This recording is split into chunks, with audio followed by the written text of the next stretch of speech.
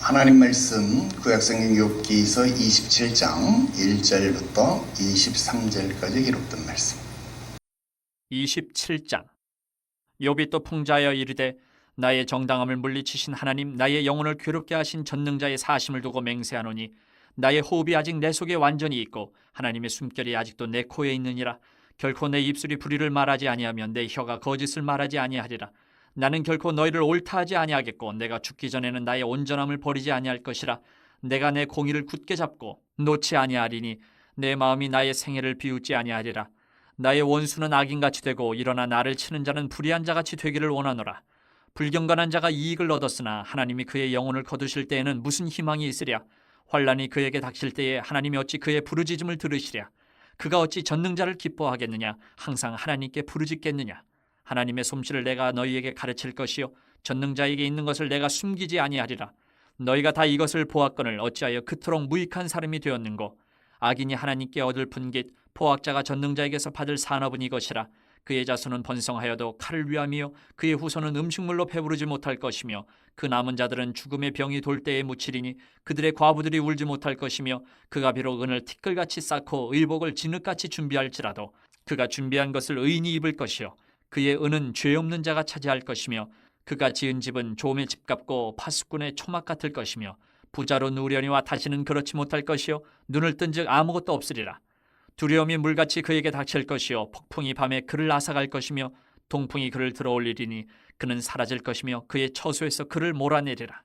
하나님은 그를 아끼지 아니하시고 던져버릴 것이니 그의 손에서 도망치려고 힘쓰리라. 사람들은 그를 바라보며 손뼉치고 그의 처소에서 그를 비웃으리라. 자, 오늘은 욥기서 27장 1절부터 23절까지 기록된 말씀 통해서 내가 내 공의를 굳게 잡고 놓지 아니하리니 이런 제목의 말씀을 드리려고 합니다. 지난주에 욥은 빌닷의 발언을 도중에 끊어버리고 끼어든다 그런 느낌이 든다 그런 말씀을 여러분들에게 드렸습니다. 오늘은 이어서 27장을 공부하게 되는데요. 그동안 우리가 욥기서를 공부하면서 진행되어 온 패턴을 따른다라고 한다면 오늘은 당연히 그 다음 주자가 되는 소발이 나서서 발언을 해야 할 그런 차례죠. 엘리바스, 빌닷, 그 다음 소발이 발언을 해야 할 차례입니다. 그런데 지난 시간에 소발이 6절까지밖에 빌닷이 6절까지밖에 발언을 못했잖아요. 왜? 욥이 도중에 야 그만해 응? 그만해 하고 욥이 탁 도중에 끼어들었다 이 말이에요. 그래서 발언을 도중에 차단당했다 그런 느낌이 있었다 하는 거예요. 그런데 오늘은요 아예 욥이 소발이 발언을 못하도록 하는 것 같아요. 소발이 발언을 못하도록 아예 미리 야 소발 너 가만히 있어봐. 너 말하지 말고 좀 가만히 있어. 이렇게 소발의 발언까지도 막은 그런 느낌을 갖게 한다. 그런 뉘앙스가 풍겨요. 그래서 마치 소발의 발언할 내용을 욥이 미리 알고 있기라도 하는 것처럼 욥이 27장에서는 소발이 평상시에 주로 사용하였던 그런 단어들을 사용하면서 야 내가 차라리 그냥 말할게. 응? 야 빌닷도 엘리바스가 했던 말 그냥 앵무새처럼 그냥 했잖아. 그거 그냥 되풀이 했잖아.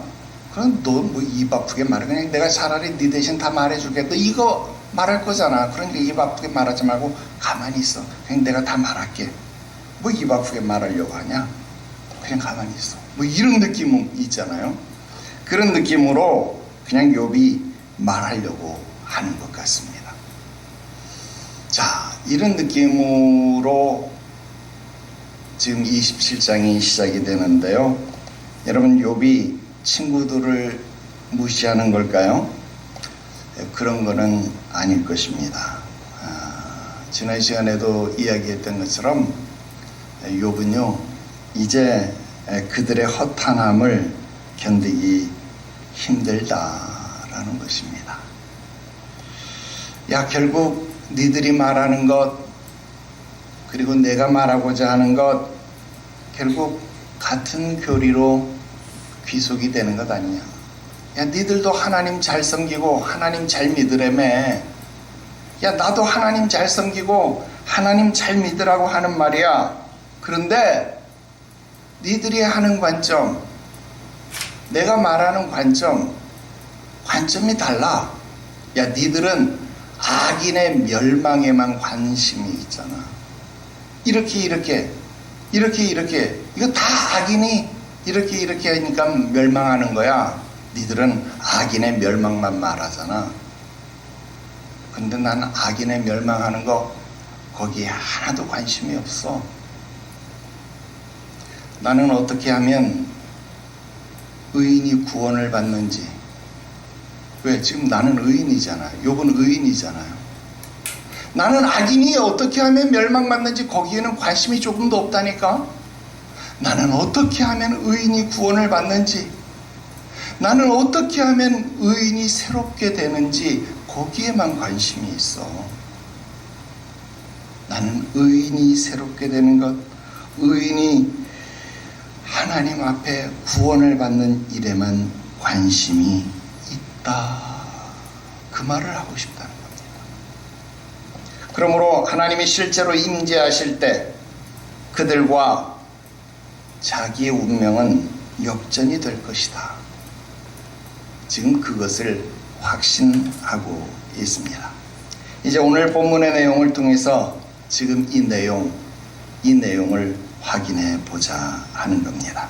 오늘 여러분들에게 세 가지를 말씀드리려고 합니다. 첫 번째로 욥은 신앙의 한결같음을 보여주고 있습니다. 자, 이제 욥기서는 중반을 넘어서 종반을 향해 달려가고 있습니다. 여러분, 욥기서는 42장으로 구성이 되어 있습니다. 그런데 우리가 지금 27장을 공부하고 있어요. 42장 중에 27장이라고 한다면 여러분 지금 우리가요 63% 정도의 진행률을 보이고 있다는. 여러분 63% 정도 진행률이라고 하면 여러분 벌써 굉장히 많이 온 거잖아요. 여러분 그동안 3번의 토론이 있었고 이제 모두 지칠 만큼 지쳤다라는 거예요.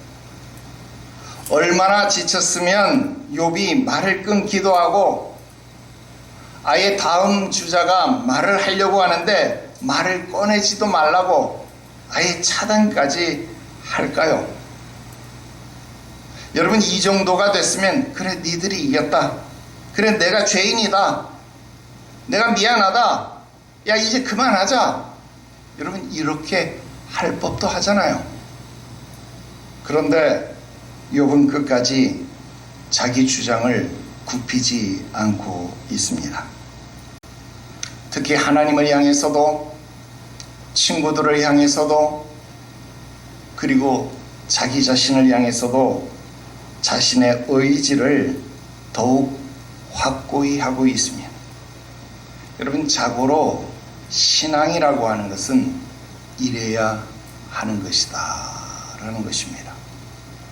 여러분 1절에 욥이 풍자했다 그랬습니다. 여러분 여기 풍자라고 번역된 말은 마샬이라고 하는 말입니다. 여러분 이 말은 격언, 속담, 비유, 잠언 뭐 이렇게 해석이 될 수 있는 말들입니다. 여러분 신약 성경에 예수님께서 사람들에게 천국에 대해서 가르치실 때에 어떻게 얘기하셨어요? 천국은 마치 무엇무엇과 같으니 라고 설명하셨죠. 천국은 마치 무엇무엇과 같으니. 여러분 이런 것을 비유법이다 그렇게 이야기하잖아요. 천국은 무엇무엇과 같다. 비유로 말씀하셨다 이렇게 이야기하잖아요. 그때 나오는 이 비유가 바로 마샬 그것입니다. 여러분 그렇다면 예수님은 단순히 그것을 비유로 설명하기 위해서, 그냥 알아듣기 쉽게 말씀하기 위해서 비유하셨다. 여러분, 그렇게 보아야 할까요? 예를 들어서 천국은 마치 진주장사가 진주를 구하는 것과 같다, 이렇게 말씀하셨을 때, 진주장사가 진주를 구하는 행위, 여러분 그 행위와 같다라고 이야기했을 때, 여러분 그 행위가 우리들에게 주는 교훈이 무엇이냐는 겁니다. 여러분, 단순히 그 행위를 천국이라고 말한다면 너무 우스운 거잖아요. 여러분, 천국의 가치를 우리들에게 알려주기 위한 말씀이잖아요. 천국은 그처럼 소중한 것이다라고 우리에게 말씀하는 거잖아요. 좋은 진주를 발견한 진주 상인이 그 진주를 갖기 위해서, 그 진주를 얻기 위해서 자기의 모든 것을 다 버리고서라도, 다 팔아서라도 그 진주 하나를 얻기 위해서 모든 노력을 기울이는 것처럼, 진짜 천국의 가치를 아는 사람은 그 천국을 얻기 위해서 자기의 모든 것을 버릴 수 있어야 한다라는 진리를 가르쳐 주기 위함 아닙니까? 여러분, 그것이 들어있는 것이 바로 이 마샬이라고 하는 겁니다. 즉, 그 마샬 속에서는 놀라운 진리가 들어있고, 그 마샬 속에는 신앙의 진수, 엄청난 고백이 들어져 있는 것을 우리는 발견한다 하는 겁니다. 즉, 오늘 욥이 지금 마샬하고 있다, 풍자하고 있다라고 하는 것은, 오늘 이 욥이 이 풍자하는 것 속에서 욥의 신앙 고백이 들려야 하고, 욥의 신앙 고백이 보여야 된다라는 겁니다. 나는 지금 욥이 자기를 풍자했다라고 말하는데, 그 풍자함 속에서 자신의 상황을 비유라고 말하며 친구들에게 소개하는 것이지만, 그 속에서 욥의 간절함이 보이고 그의 중요한 신앙 고백이 들리더라 하는 겁니다. 특히 2절 말씀 보십시오. 나의 정당함을 물리치신 하나님, 나의 영혼을 괴롭게 하신 전능자. 여러분, 얼핏 보면 하나님에 대한 원망처럼 보이지 않습니까? 그러나 여러분, 이것은 하나님을 향한 원망이 아닙니다. 이것이야말로 마샬 아닙니까? 이것이야말로 풍자 아닙니까? 항상 선을 지키는 욥이 지금 하나님을 향하여서 일종의 도발성 발언으로 보이지만, 이것은 하나님을 향하여 마지막으로 탄원하는 그의 애절한 기도, 그의 간절한 부르짖음이다 라는 겁니다. 왜냐하면 맹세는 최후의 수단이기 때문에 그렇습니다. 여러분, 맹세한다, 이건 아무도 내 말을 믿어주지 않을 때 최후의 보루로서 이거 진짜 나 맹세. 여러분, 이건 최후의 수단 아닙니까? 여러분, 지금 이 27장은요 욥이 맹세하는 맹세문입니다. 3절 4절에 기록된 말씀은요 법정에서 증인 성서와 같은 그런 맹세문입니다. 내가 숨이 붙어있는 한 나는 결코 거짓을 말하지 않겠다라고 지금 맹세하고 있습니다. 그 거짓이 무엇인지는 이어지는 구절에서 밝히고 있습니다. 5절 6절입니다. 나는 결코 너희의 주장에 동의할 수 없다라는 겁니다. 특히 이 문장의 구조는 내가 죽기 전에는 결코 뭐뭐하지 않겠다, 이런 구조예요. 그러니까 이것을 보려면 뒤에서부터 봐야죠. 그러니까 내가 너희의 말이 옳다고 인정한다라면 그것은 내가 하나님을 모독하는 것이 되어서 내가 신성 모독의 죄를 범하는 범죄자가 되기 때문에 그것은 내가 죽어서 마땅하다, 그 말입니다. 그러니까 나는 너희를 옳다고 인정할 수 없다, 그것입니다. 여러분, 신앙은 이런 겁니다. 여러분, 제자는 이런 겁니다. 사도행전 1장 8절의 증인은요, 바로 이런 겁니다. 땅끝까지 이르러 내 증인이 되리라. 증인은 이런 겁니다. 너도 그 도당이로다. 너도 예수와 함께 있었도다. 야, 너 무슨 말 하는 거야? 나는 그를 알지도 못해. 베드로의 비겁함이 거기에서 드러났습니다. 목에 칼이 들어와도 신앙의 진리를 배반하지 않는 것, 그게 증인의 모습입니다. 어떤 상황 속에서라도 진리를 떠나지 않는 것, 그게 증인이고 제자의 모습입니다. 노아는 120년 동안 외롭게 미친놈 소리를 들어가면서 배를 지었습니다. 여러분, 노아의 시대에는 땅에 비가 내리지 않던 시대였습니다. 사람들이 비를 한 번도 구경해 본 적이 없는 시대였습니다. 그때는 땅에 이슬만이 내리던 시대여서 사람들이 비의 존재를 알지도 못하던 시대였습니다. 그런데 비가 내려서 홍수가 날 것이다 라는 예언을 했습니다. 그러니 노아는 미친놈 소리를 들었습니다. 그러면서 배를 짓는데, 그러면서 사람들에게 회개하라고 말하니까 미친놈 소리를 안 듣겠습니까? 또라이 소리를 안 듣겠습니까?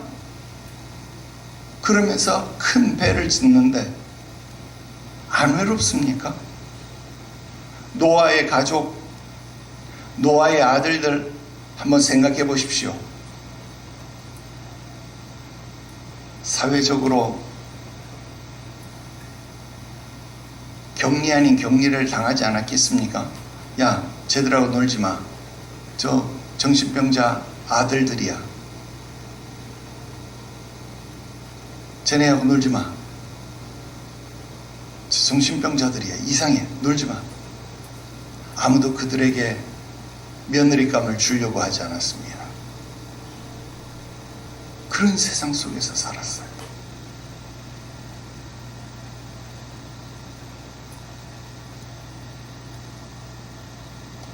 아브라함은 편안한 아비의 집, 고향 땅, 삶의 터전을 떠나야 했습니다. 어디로 가야 할지를 알지 못하는 상황입니다. 그런데도 나아가는 겁니다.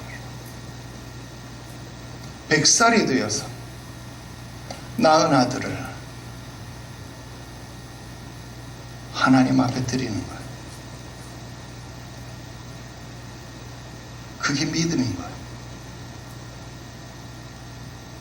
신앙은 그런 결단이 있어야 합니다. 조건을 따져서 이해가 되어서 믿는 것, 그건 누구나 할 수 있는 거죠. 과학적으로 증명되고 상식적으로 받아들일 수 있는 것, 그것은 누구나 할 수 있는 겁니다. 여러분, 우리가 믿어야 할 것은요, 그런 것을 초월하는 겁니다. 그러니까 그것을 믿음이라고 말하는 거예요. 여러분, 이성의 세계에서 받아들일 수 있는 것은요, 믿음을 요구하지 않아요. 이해를 요구하는 겁니다. 하지만 이성을 초월한 세계의 것은요, 나에게 이해를 요구하는 것이 아니라 믿음을 요구하는 겁니다. 여러분, 욥은 단순히 평이한 상황에서 믿음을 요구받은 것이 아닙니다. 오히려 반대적인 상황, 자식이 한꺼번에 죽고 재산이 한 번에 사라지고 몸에 불치병이 생긴 그런 상황, 여러분, 그런 상황이면 누가 보아도 이건 형벌이지, 이건 믿음을 시험받는 상황이 아니잖아요. 친구들이 와서 봐도, 야, 너 죄를 졌구나, 너 지금 하나님 앞에 벌 받는 거잖아, 이게 맞는 답 아닙니까? 아내가 보아도, 야, 너 이래도 네 믿음 지킬래?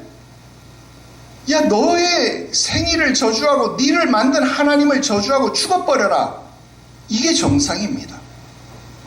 그런데 욥은 혼자, 내가 공짜로 받았으면 하나님이 가져갈 수도 있는 거 아니야?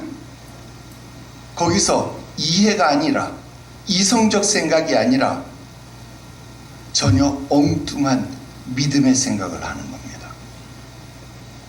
전혀 다른 생각을 하는 겁니다. 이래도 너는 나를 믿느냐? 이 질문을 받고 있다는 거예요. 이때 욥이 뭐라고 답을 하고 있습니까? 내가 내 공의를 굳게 잡고 놓지 아니하리니 내가 죽기 전에는 나의 온전함을 버리지 아니할 것이라. 여러분, 완전 멋지지 않습니까? 이래야 나의 가는 길을 오직 그가 아신다고. 이래야 나의 가는 길이라고 말할 수 있는 것 아닙니까? 이리저리 가는 거를 뭐 나의 가는 길이라고 말해요. 한 길을 가야 나의 가는 길이라고 말하는 거지. 안 그렇습니까? 상황에 따라서 이렇게 변하는데 그걸 무슨, 아이고 부끄럽지도 않아서 무슨 나의 가는 길이라고 말해요.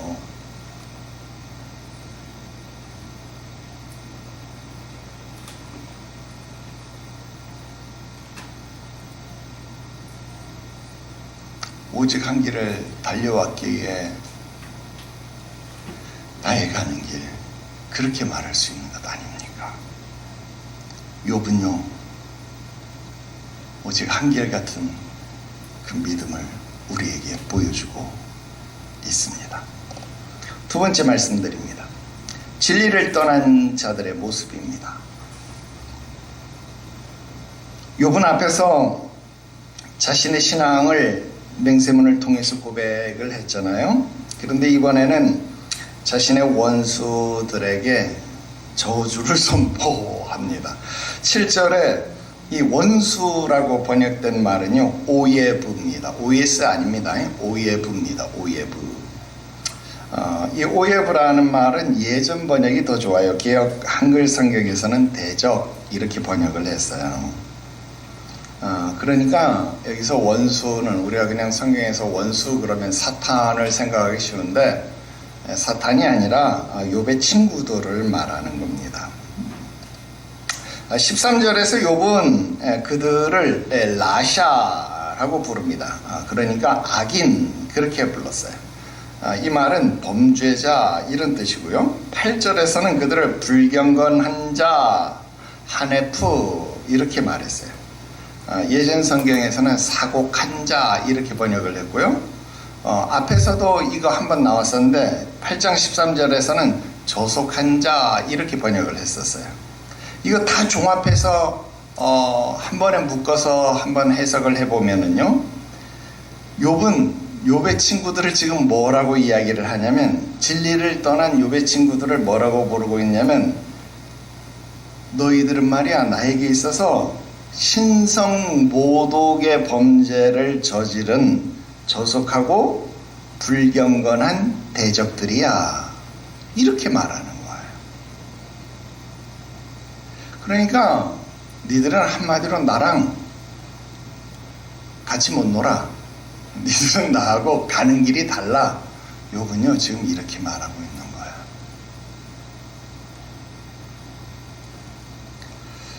욥은 이들에게 앞에서도 그랬던 것처럼 합당한 처벌이 내려지기를 원하고 있습니다.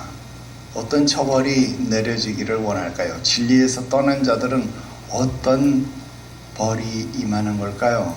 내가 지금 무시무시하게 저주가 선포될 것입니다 이렇게 이야기를 했는데, 여러분, 진리에서 떠난 자들은요 결국 그 끝이 똑같다라는 거예요. 항상 그 끝이 이렇다라는 거예요. 첫째, 죽을 때에 아무 소망이 없다라는 겁니다. 8절 말씀해 보니까 하나님이 그의 영혼을 거두실 때에 무슨 희망이 있겠느냐. 니들 진리를 떠나가면 결국 니네 죽을 때 아무런 소망이 없어 이 자식들아. 지금 욥이 친구들에게 이렇게 말하고 있는 겁니다. 여러분, 누가복음 12장에 우리가 아는 어리석은 부자의 이야기가 나오죠. 이 부자는 우리가 어리석은 부자라고 칭하고 있지만 사실상 인간적인 평가를 내려보자면 어리석은 부자가 아닙니다. 왜? 그는 굉장히 지혜로운 부자입니다. 그가 밭에 나가서 눈을 들어서 보니까 밀이 얼마나 농사가 잘 됐는지 너무나도 곡식이 튼실하고 추수할 내용이 풍성한 거예요. 야, 이거 보니까 올해는 창고가 부족하겠어. 창고를 좀 더 늘려야 되겠다. 그래서 창고를 더 지은 거예요.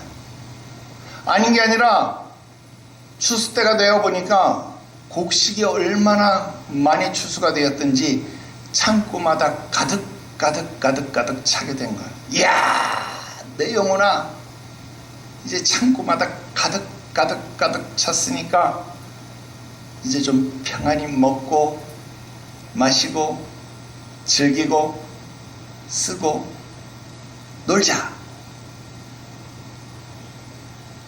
여러분, 미래를 준비할 줄 아는 사람이 왜 어리석은 사람입니까? 안 그래요? 이 사람은 지혜로운 사람 아닙니까? 이 사람은 지혜로운 사람입니다. 그런데 그날 밤 하나님이 그에게 나타나셨습니다. 그리고 그에게 어리석은 자여 이렇게 부르셨습니다. 어리석은 자여, 내가 오늘 밤 너의 영혼을 취하리니 그러면 네가 준비한, 네가 그 창고를 늘려서 준비한 그 모든 것들이 누구의 것이 되겠느냐? 그렇습니다. 내가 아무리 지혜롭게 준비하고 모든 것을 예비하고 쓸 것을 마련해 놓았지만 하나님이 그의 영혼을 취해버리면, 즉 죽을 때가 되어지면 그 예비한 모든 것이 아무런 소용이 없다는 겁니다. 희망이 없다라는 것입니다. 결국 하나님께 대하여 부요하지 못한 자가 이와 같다라고 말씀합니다. 여러분, 진리를 떠나 아무리 불의한 소득이 많아도 소망이 없다는 겁니다. 잠언서 14장 32절 말씀에 악인은 그의 환난에 엎드러져도 의인은 그의 죽음에도 소망이 있느니라. 여러분, 악인은 엎드려져, 악인은 죽는 것도 죽음이라고 말 안 해요. 악인은 엎드려져도 소망이 없고 의인은 죽음에도 뭐가 있어요? 소망이 있대요.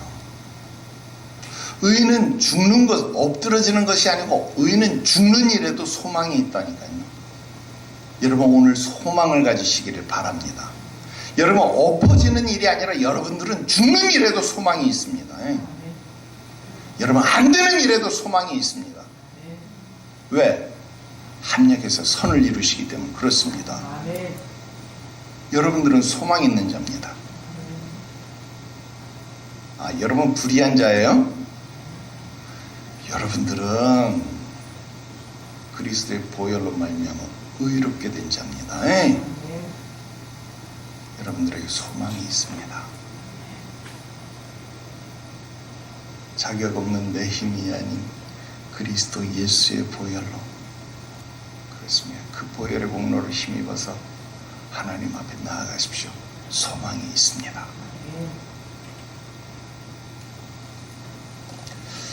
장례식을 치러보면요, 극명하게 갈립니다.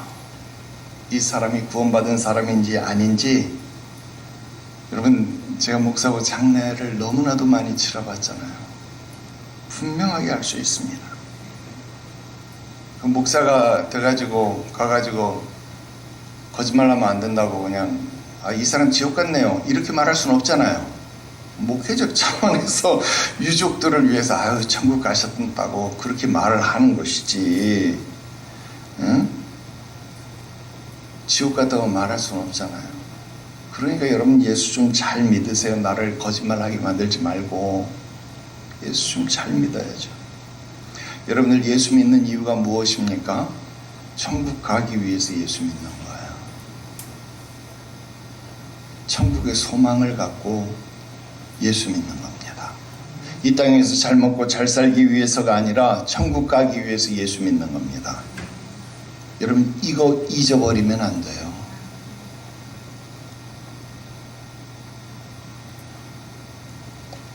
두 번째, 기도 응답이 없을 것이다 말하는 9절 10절 보세요. 환난이 닥칠 때에 하나님이 어찌 그의 부르짖음을 들으시랴? 그가 어찌 전능자를 기뻐하겠느냐? 항상 하나님께 부르짖겠느냐? 그렇게 말합니다. 잠언 21장 27절에 악인의 재물은 본래 가증하다 그랬습니다.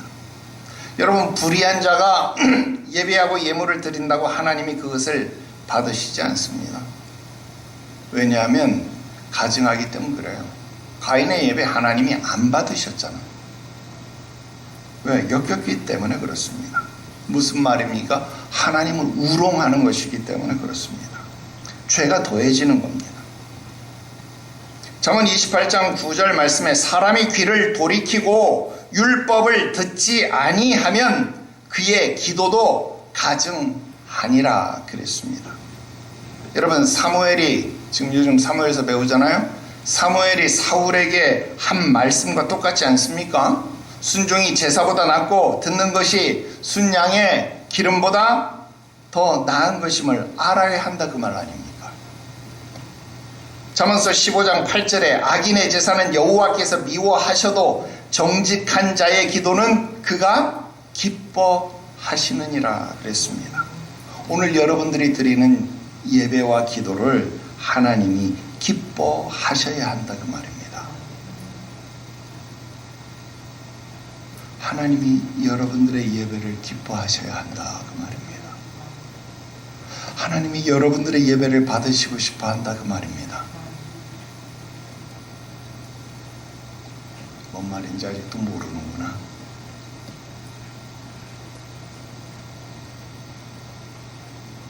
여러분,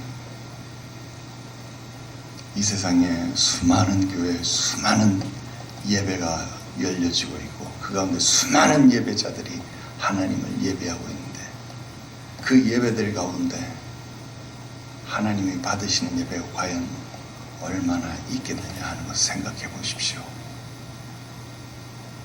오늘 하나님이 찾으시는 예배자가 되시기를 바랍니다. 하나님이 기뻐하시는 예배가 되시기를 주 예수의 이름으로 축원합니다. 마지막 세 번째입니다. 역전이 될 인생을 설명합니다. 자, 욥은 비록 인과응보의 교리로 다 설명이 될 수 없는 자신의 삶을 연출하고 있지만 그럼에도 불구하고 그는 하나님에 대한 분명한 신뢰, 그의 공의로우심에 대한 믿음은 한 번도 흔들린 적이 없습니다. 그죠? 그래서 내가 가는 그 길을 그가 아시나니 그가 나를 단련하신 후에는 내가 순금같이 되어 나오리라. 그러므로 내 공의를 굳게 잡고 내가 놓지 아니하리니 내가 죽기 전에는 나의 온전함을 버리지 아니할 것이라. 욥은 한결같은 신앙을 보여주고 지켜나가고 있습니다. 자식이 죽었어요. 그런 상황 속에서 신앙을 지키는 것 쉽지 않습니다. 모든 재산을 다 잃은 상황 속에서 불치의 병을 앓는 그런 상황 속에서 결코 쉽지 않습니다. 그러나 욥은 바라보는 것이 있습니다. 순금처럼 변화될 자신의 인생 역전을 바라보는 겁니다. 그것이 믿음이 갖는 참 소망입니다. 반면 입만 열면 바른 소리를 하는 그의 친구들이 당할 것은 뻔합니다. 그래서 욥이 말하고 있습니다. 11절 12절 하나님의 솜씨를 내가 너희들에게 가르쳐 주겠다. 전능자에게 있는 것을 내가 숨기지 않고 보여주겠다. 너희가 이것을 보았거늘 너희가 어찌하면 그토록 무익한 사람,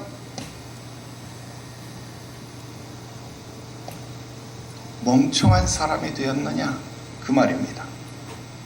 너희가 나를 두 눈으로 보면서도 모르겠느냐 그 말입니다. 니들 눈뜬 장님이야 그 말입니다.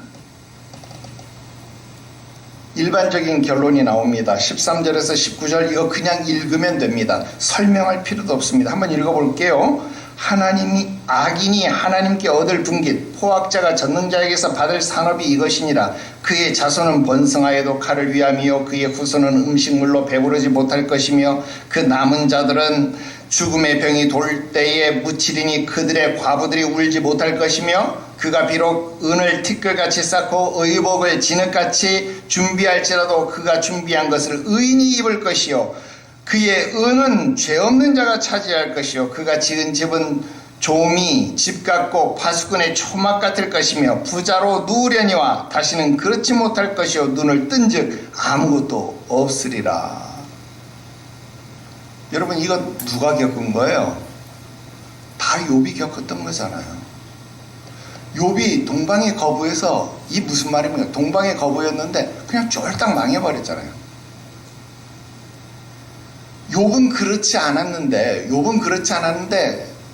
욥의 친구들이 보니까 13절에서 19절에 이야기한 내용들이 마치 보니까 그냥 욥이 쫄딱 망한 것처럼 보였잖아요. 근데 중요한 것은 20절부터예요. 인생 역전은 바로 여기서부터입니다. 13절부터 19절까지는요 욥이 다 겪은 거예요. 근데 만약 욥의 친구들도 만약에 하나님의 임재하심이 이르게 되면 그냥 이렇게 돼버리는 거예요. 하나님의 심판이 이르게 되면 그들도 어떻게 되는 거예요? 이렇게 돼버린다 이 말입니다. 안 그래요? 그들에게도 하나님의 심판이 똑같은 공의로운 심판이 만약에 불게 되면 그들은 이렇게 안 당합니까? 그들도 이렇게 되어져 버린다라는 겁니다. 자, 그럼 어떻게 해야 될까요? 그럼 욥기서를 다시 시작하는 겁니까? 이번에는 욥이 그들을 찾아가서 그들에게 위로한답시고 똑같이 논쟁을 벌이면서 야 니네가 가서 회개하고 하나님을 제대로 섬기면 니네가 오빌의 금처럼 될 것이고 야 네 시작이 미약해서나 네 나중은 창대할 것이다.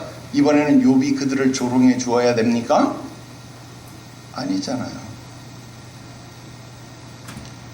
두 가지만 비교해 보고 말씀 마칩시다. 여러분 20절부터 23절이 말한 것은요 한마디로 악인, 불경건한 자, 원수된 자들이 받을 형벌의 결과입니다. 그 결과가 뭘까요?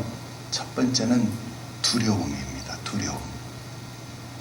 여러분 20절부터 23절은요 두려움을 아주 극대화시키고 있습니다.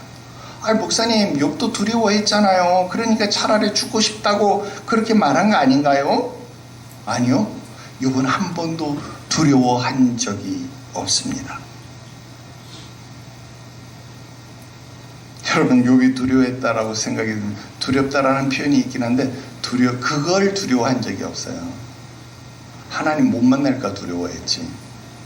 여러분 욥이 두려웠다고 생각하면 성경 다시 읽어보셔야 돼요. 27장까지 다시 읽으셔야 돼요. 여러분 욥이 만약에 그 믿음에 불의했다면 두려워했겠지만 욥은요 불의하지 않았기 때문에 오히려 순전했기 때문에 두렵지 않았습니다. 그러니까 하나님하고 뭘 하고 싶었어요? 재판하고 싶었어요. 그래서 자기의 의로움을 증명하고 싶었다 이 말이에요. 그러니까 5절부터 6절까지 고백이 가능했어요. 특히 6절에 뭐라고 말해? 내 마음이 나의 생애를 비웃지 아니하리라. 무슨 말입니까? 나는 내 생애에 떳떳하다 그 말입니다. 여러분은 여러분 생애에 떳떳하신가요? 나 이거 묵상하면서 그런 생각 해봤습니다. 여러분 생애에 떳떳하신가요? 여러분 다른 거 다 제쳐놓고 특히 하나님 앞에 드리는 예배에 떳떳하십니까? 하나님 앞에 드리는 예물에 떳떳하십니까? 그렇다면요 두려울 일이 없습니다. 여러분 도둑질하고 간음하고 살인하고 여러분 6계명, 7계명, 8계명 여러분 이거 어기니까 막 이것이 더 큰 죄로 보여요? 한국교회 이것 때문에 막 쫄아서 막 걱정돼서 막 그런 사람들 많지요. 천만에요.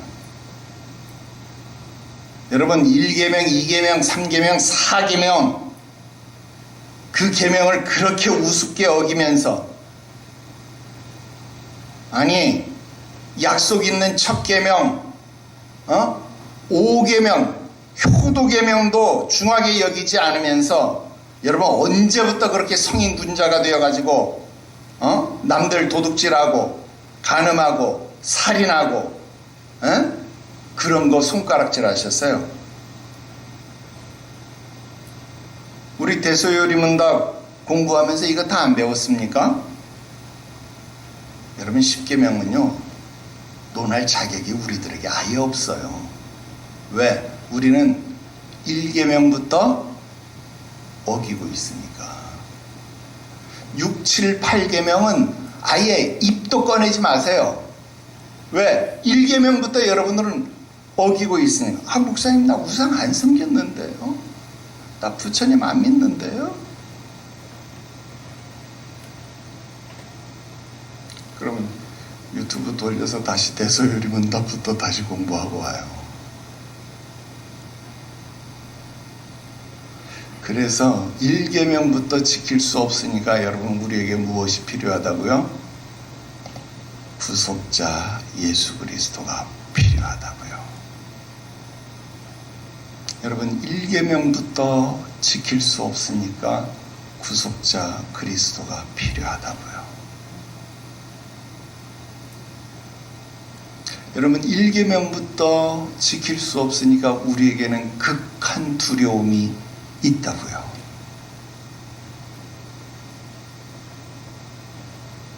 일계명도 못 지키는, 표현 용서하십시오, 1계명도 못 지키는 주제에 무슨 6계명, 7계명, 8계명을 얘기해요?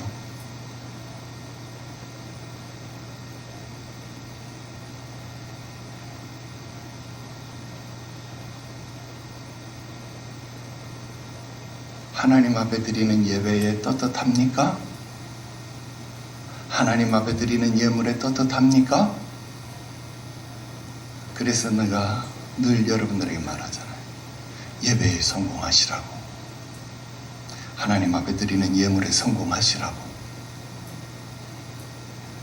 최소한 그것에 성공하면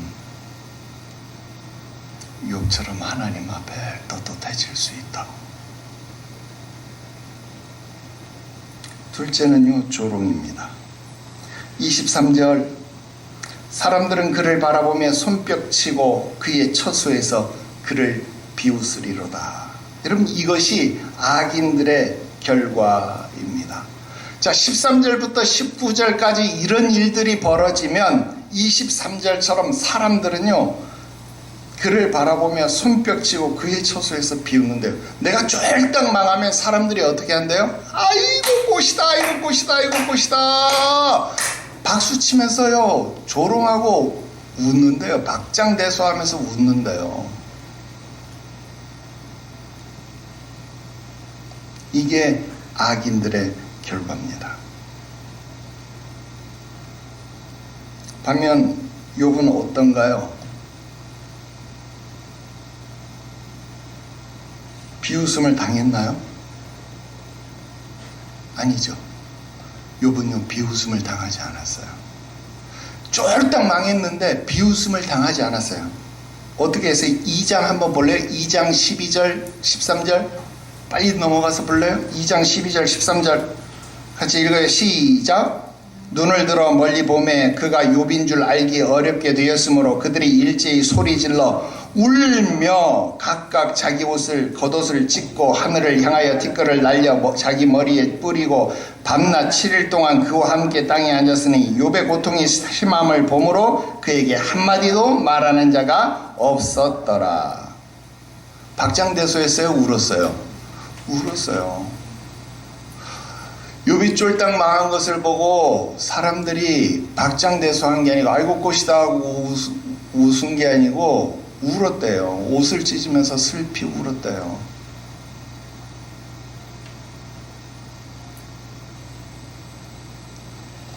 여러분 욥이 당한 고난을 보고 괴로워했지 조롱하지 않았다 이 말입니다. 그것이 욥의 신앙을 대변해 주는 겁니다. 오늘 여러분들의 삶과 신앙, 여러분들이 조롱을 당하는지 아닌지로 대변될 수 있습니다. 여러분, 불신자들이 여러분들을 핍박하고 조롱할 수 있습니다. 그런데 그 조롱과 이 조롱은 다를 수 있습니다. 마태복음 5장 11절 12절에 나로 말미암아 너희를 욕하고 박해하고 거짓으로 너희를 거슬러 모든 악한 말을 할 때 너희에게 복이 있나니 기뻐하고 즐거워하라. 너희의 하늘에서 너희의 상이 크민이라. 너희 전에 있던 선지자들도 이같이 박해하였느니라 그랬습니다. 여러분, 우리가요 이 세상에서 조롱당할 수 있어요. 그러나 그 조롱은요, 우리가 당하는 조롱, 여기서 악인들이 당하는 조롱과는 달라요. 내 삶이 잘못되어서 당하는 조롱과 예수 그리스도로 인하여 당하는 조롱은 달라요. 왜? 여기 보니까 거짓으로 이렇게 말해요. 거짓으로 너희를 거슬러 모든 악한 말을 할 때, 여러분, 예수 그리스도로 인하여 우리들에게 다가오는 조롱은요, 어떤 말이냐면 거짓으로 악한 말을 일삼는다는 거예요. 우리 철로역정에서 여러분, 성실씨가 순교당할 때에 이 사람들이 성실씨에 대해서 고소할 때 어떻게 고소를 했어요? 진짜 말로 고소를 했어요? 악한 말로 거짓으로 고소를 했어요? 다 거짓으로 고소를 했어요. 다 거짓으로 조롱을 했어요. 진실된 말은 한마디도 없었어요. 그래서 성실씨가 어떻게 할 수 있었어요? 따박따박 진리로 그들에게 반박할 수 있었다, 그 말입니다. 여러분들의 삶에 진실이 있을 때, 진리를 떠나지 아니할 때에 여러분들은 조롱당하지 않습니다. 하나님 앞에 진실로 예배할 때에, 하나님 앞에 진실함으로 예물을 드릴 때에 여러분들은 삶에 진실할 수 있어요. 조롱당하지 않을 수 있어요.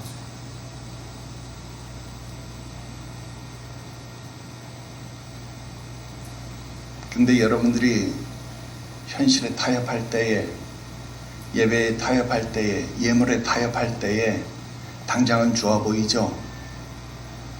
나중에 자기의 가족들에게서 조롱을 받습니다. 너 지난번에도 그랬잖아. 이번에도 온라인 예배 드리면 되겠네. 지난번에도 너 급할 때 먼저 11조 땡겨 썼잖아. 이번에도 좀 그럼 되겠네. 그게 조롱입니다. 다른 게 조롱이 아니고 그게 조롱입니다. 한 번 믿음의 결단을 하면요, 한 번 핍박이 왔지만요, 저 사람 진짜야. 어머니 그러지 마세요. 저 사람 목에 칼에 들어와도 주일날은 절대 안 돼요.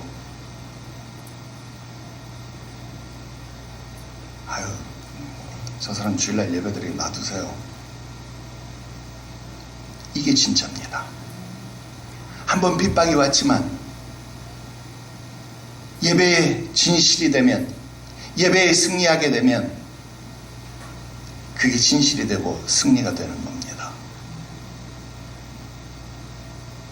여러분, 이 믿음의 승리를 여러분도 거둘 수 있기를 주 예수의 이름으로 축원합니다. 이게 인생 역전입니다.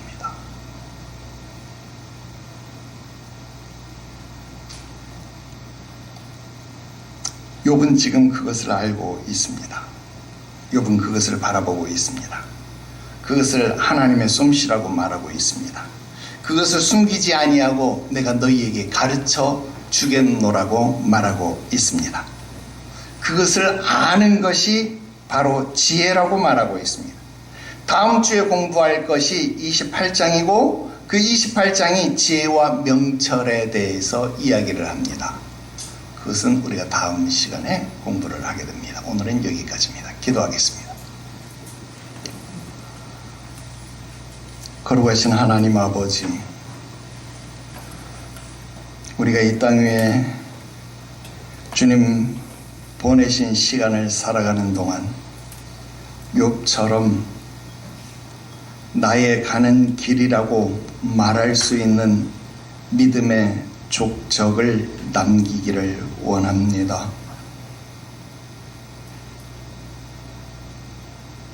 뒤를 돌아보지 않는, 타협하지 않는 진리를 떠나지 않는 분명한 신앙의 길을 갈 수 있게 하시옵소서. 하나님 앞에 인정받을 만한, 주께서 찾으실 만한, 기뻐하실 만한 그러한 믿음이 되어질 수 있도록 순금처럼 변화되어질 수 있도록 오늘도 내 삶 속에서 자그마한 불순물들을 제거하여 주시옵소서. 날마다 주님 앞에 더 가까이 나아갈 수 있도록 우리를 만들어 주시옵소서. 주를 찾는 자들을 하나님 외면치 마시고 만나주시고 저들을 위로하여 주시옵소서. 거룩하신 구주 예수님의 이름으로 기도드리옵나이다. 아멘.